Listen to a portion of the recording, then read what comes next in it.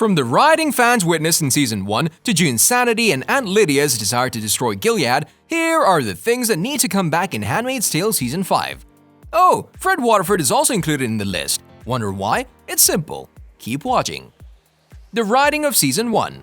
A show that began with a deep exploration of a dystopian society became a story that moves into a circle. We're not saying The Handmaid's Tale's writing is bad in Season 4, not at all. The show is still filled with quality and storylines that are not seen in any other TV shows nowadays. But let's be honest here, when you compare Season 1 of The Handmaid's Tale to Season 3 of the show, well, Season 3 appears to lack excitement in its story.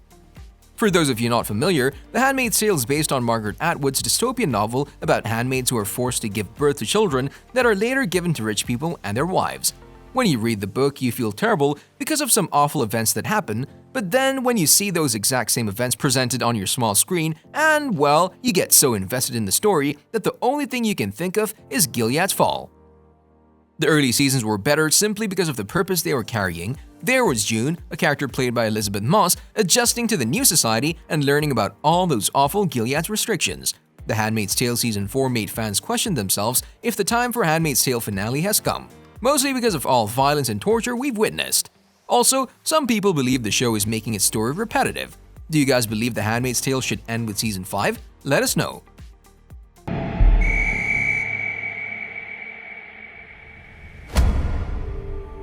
Elisabeth Moss as June. The leader of The Handmaid's Tale, June Osborne, went through so many struggles that we really wish to see her feel peace at least during the scene in The Handmaid's Tale Season 5. She needs to come back and bring Gilead down once and for all. And June would have been nothing without the portrayal of the amazingly talented Elisabeth Moss. The star of the show will thankfully come back to reprise her role, and she has actually talked about where her character story will go in Season 5. As you already know, June finally managed to escape Gilead and head to Chicago in the show's 4th season. However, she didn't manage to save her daughter Hannah. According to Moss, she might leave the show sooner than we think.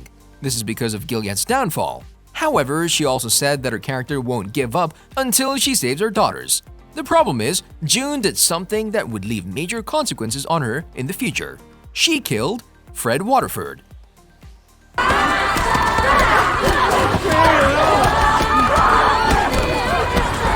At the end of Season 4, June decides she should revenge on Fred Waterford, the most hated villain in the show, because of all those awful things he did to her while she was suffering in Gilead. While we all enjoyed Fred getting what he deserved, this will leave some major consequences not only on June but on everyone else in The Handmaid's Tale as well. Fred would have to come back so that we can learn more about his ways with June and the entire system in general. In fact, it has already been confirmed by Hulu that Fred will indeed appear in Season 5, but only through flashbacks. So you have nothing to worry about, as Fred is dead, gone, finished. Doesn't need to come back, Luke's understanding for June. As previously mentioned, June finally revenged on Fred in the latest season of the show, and by doing that, she actually changed the course of the show. Now, most fans believe June's relationship with Luke Bankole will end in Season 5. For over 7 years, June was forced to follow Gilead's regime, and because of that, she and a number of ex-handmaids had him surrounded in no man's land, where they chased him and beat him to death. This should clearly make Luke run away from June, whom he tried to save ever since the beginning of the show. At the end of Season 4, viewers see June and Luke together at home, with June all bloodied and cradling baby Nicole. The way she says sorry to Luke proves that he's very disappointed in her decision this time. He wanted her to let go of the grudge she was feeling towards Fred and the entire system, but it was stronger than her. She had to revenge on him. As one fan explained on Reddit, she says sorry because there's an instant understanding by Luke that she murdered a man and it will ruin their relationship. The user then went on by saying she acts that way towards Nicole for 2 reasons. Number 1, her and Luke can't be together after this, and number 2, she's gonna leave to fight Gilead. We completely agree with this theory. Luke can no longer be with June, and he will run away from her in Season 5. If he stays with her after this, it will just feel wrong. Before we go on with things that need to come back in Season 5 of The Handmaid's Tale, make sure you smack that like button if you haven't done it already.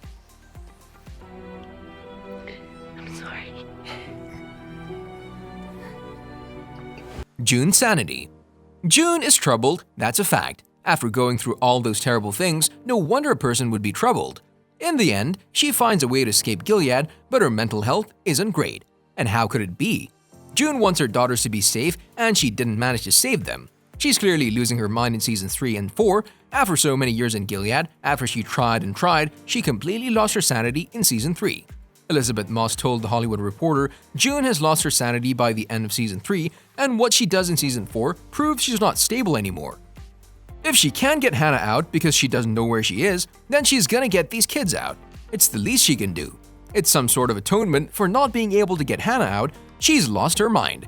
June's gone crazy in a way, explained Moss. We really wish to see June's mental health getting better in Season 5.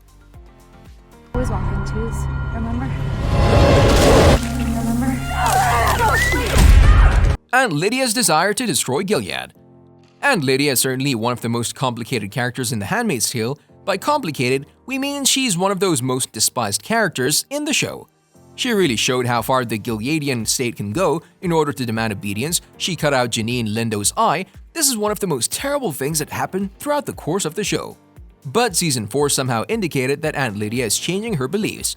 For anyone of you who've read The Testaments, which is a 2019 novel by Margaret Atwood and a sequel to The Handmaid's Tale, you already know where the story of The Handmaid's Tale will go.